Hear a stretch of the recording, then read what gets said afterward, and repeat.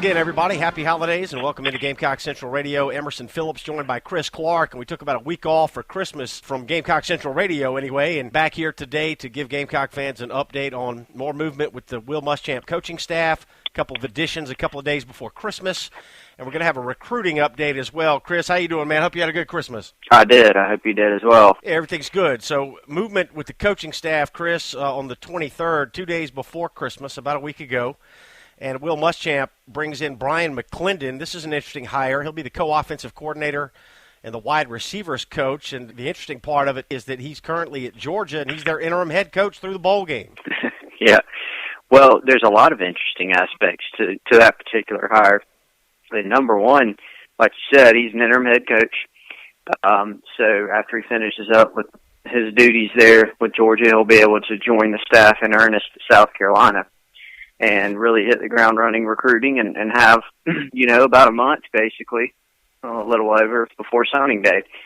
And another reason it's interesting is that, Mcclendon's a Georgia guy. I mean, this was a guy that was recruited out of the Peach State by Mark Richt, played for him at Georgia, had a nice career there, had a little time in the NFL, and then joined Georgia's staff as an assistant where he coached running backs for most of his time there and recruited. You remember all these great Georgia running backs, Gurley, Sony Michel, Nick Chubb.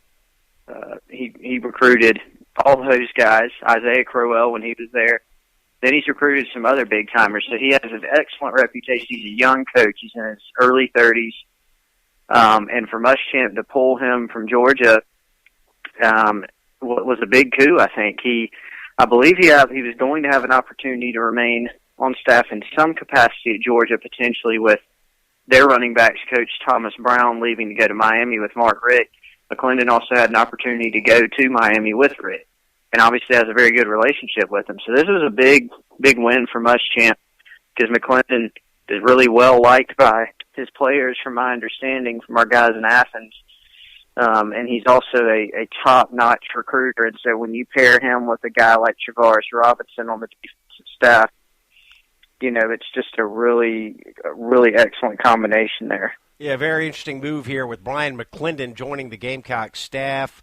He is a Georgia alum, as you mentioned, Chris, and I was going to ask you about what kind of opportunities might have been available for him had he remained in Georgia with the Kirby Smart staff. And, we got coaching movement in the SEC East here, and that's why this is big news for the Gamecocks. Yeah, definitely. I mean, he's been a Georgia lifer, basically. It's been an early life in terms of coaching. He played there, he coached there. I don't know 100% what his role would have been. I think the difference for Muschamp is they could offer him the opportunity to stay fairly close to where his roots are. Doesn't have to move his family, extremely far. He can stay in the SEC. He's got familiarity with the SEC in the Southeast, and then he gets that title. It didn't look like Kirby Smart was going to give, if he did keep Mcclendon on, any sort of like co-OC, title or anything of that nature. So Mcclendon gets to, have that title at South Carolina, and that's something that, you see coaches move for things like that. You see them interview for jobs because you want to keep moving up the coaching ladder. Most guys do, at least. And getting a title like co-offensive coordinator is something that helps rather than just being a position coach. And, Mcclendon has had his last year at Georgia under Rick, had, I believe, assistant head coach. He had that title. But that wasn't something that was expected to continue under Kirby Smart. All right, Chris, Mcclendon not the only SEC East coach that the Gamecocks brought on in the past week. South Carolina brings in Pat Washington, who spent the last 3 years at Missouri, and he'll coach tight ends for the Gamecocks. Talk about him a little bit. Washington's a veteran coach, and he's been at 5 different SEC programs and just has a wealth of experience overall. And he's going to be coaching tight ends. The bulk of his career has been coaching receivers, but he's a well-rounded coach. I mean, he's coached running backs as well. He's got experience coaching other positions. He's coached a lot of really good players. I mean, you think about some of the receivers that Missouri's put out recently that have some very good SEC players and some guys that are in the league now. He coached Jordy Nelson, for example. a while back. He coached 6 guys when he was at Tennessee during a very successful stint that all made the NFL, guys like Dante Stallworth and Fearless Price.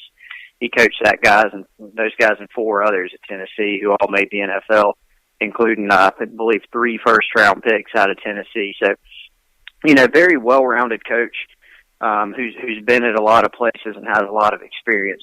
Will he bring the recruiting pop of a guy like Brian Mcclendon? Probably not.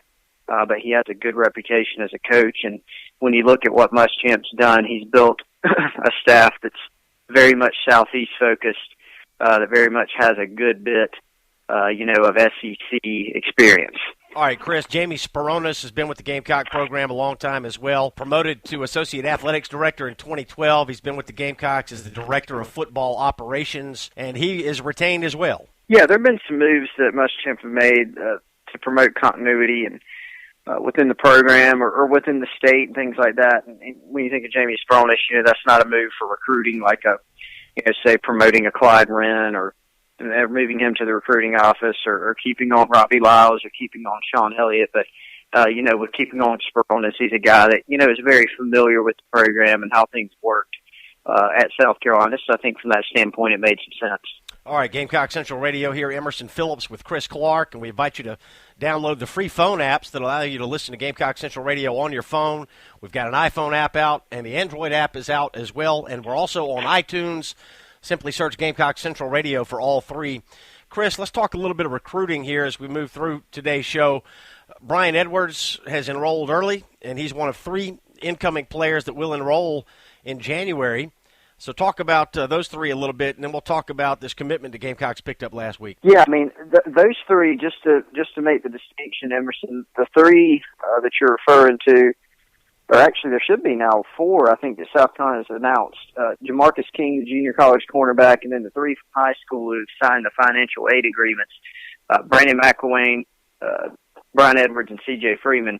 Now, those financial aid agreements for high school guys, they allow South Carolina to announce them as early enrollees and as signees, and the coaches are then allowed to publicly comment on them and things of that nature. It does not actually bind the prospect to the school. It binds the school to the prospect, but not the other way around. But those guys are all solid. They'll be on campus early in January and get rolling somewhere around the 9th. I believe they'll report, and classes start on the 11th. But there will be others. There are others that South Carolina is still chasing on the recruiting trail, and there's some others from the recruiting class that could join early as well. One of them is Keir Thomas, the defensive end who just committed out of Miami. I know we'll get to him soon.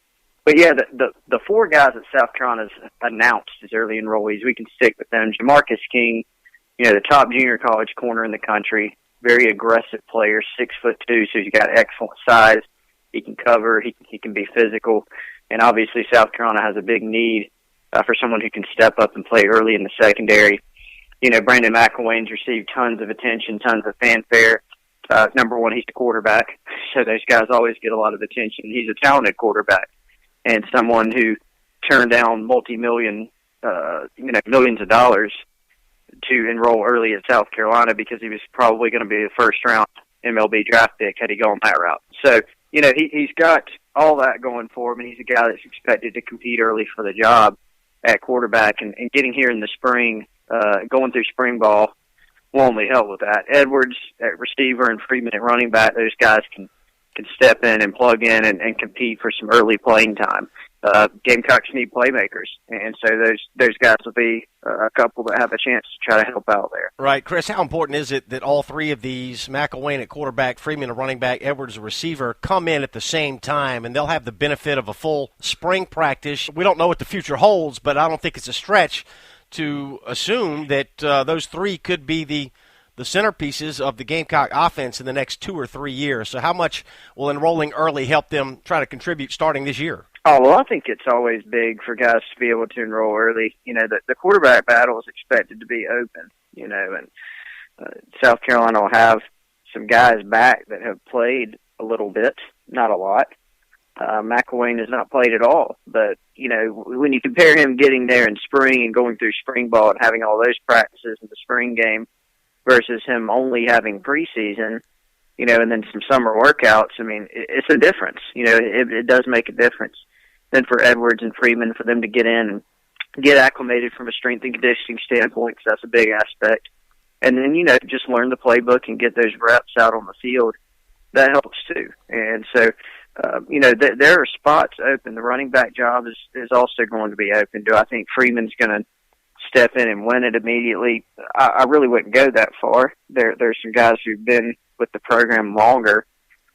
Edwards, same thing. He's got talent. And I think he may have an even better shot of seeing the field early at receiver, because he brings a very interesting skill set to the receiver position. He's sort of unlike some of the other guys that they've got on the roster. Gamecock Central Radio, Emerson Phillips with Chris Clark here. You can get breaking Gamecock news alerts delivered to your email inbox. Text USC to 42828. Text USC to 42828, or visit the Gamecock Central homepage for more information. Chris, you mentioned Keir Thomas, and we talked extensively about Travaris Robinson being hired, one of the first assistants that Will Muschamp brought in, known as a recruiter. He's from South Florida, and a week or 10 days later, the Gamecocks get this commitment from Keir Thomas, defensive lineman out of South Florida. Yeah, it goes to show, coaches can make a difference on the recruiting trail if they're getting the job done. Keir Thomas had been to South Carolina before. He took a visit over the summer for the Gamecock Showcase Camp, and that was under the old staff. And he showed some interest in potentially taking an official visit. That never really materialized. He's another early enrollee. He was actually favoring Auburn up until fairly recently, and then when Muschamp and Travaris Robinson got to South Carolina, his eyes started pointing towards Columbia, and they were able to get him in the boat fairly quickly. And he had not been on campus again since then, and now there's not an opportunity for another visit. He's an early enrollee. So it was a big pickup. This is a guy that, South Carolina needs pass rush help. They need help at many positions, in fact. There's not one position on the roster where you could say they're set. And so they need pass rush help. He's a very versatile guy.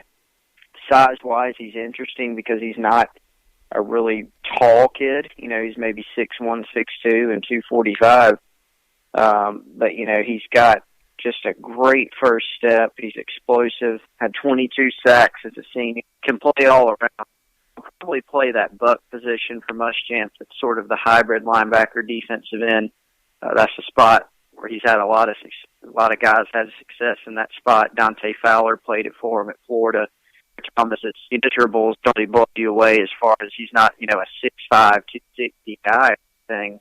But if you look at the film, it doesn't lie. All right, Chris, what's on tap for the next week or two for the Gamecock staff as we continue to near signing day in 2016, early February? Well, the dead period does not run out until January 14th, but there's still been a ton of activity going on then. They'll still be evaluating guys, sending out new offers, still keeping in contact with guys because that's still allowed during the dead period. It's just no visits. And then once we get out of this dead period, that's when they can start hitting the road, getting to schools, doing in-home visits, hosting guys on official visits.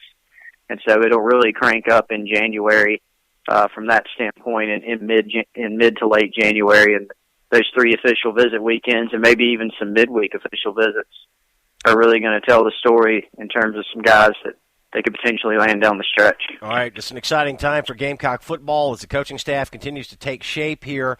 Chris, before we let you go, talk about Mclendon and what his working relationship might be like with Kurt Roper, if in fact Roper comes in. Yeah, that's going to be the interesting dynamic and something we haven't been really able to ascertain.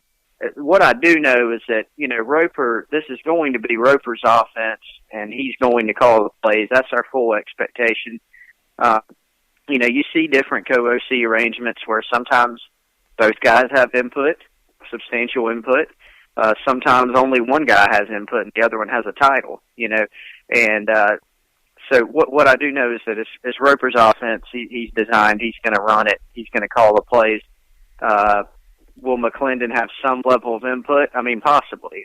I haven't really been able to ascertain that quite yet, but you can expect it to be, basically Kurt Roper's baby with the offense is how I've been describing it. All right, very good, Chris. We look forward to talking more Gamecock football with you here in the next few weeks. Thanks for the update today, and Happy New Year. Thanks, you too, Emerson. All right, that's Chris Clark, and I'm Emerson Phillips. This is Gamecock Central Radio. Thanks for joining us today, and happy holidays to you.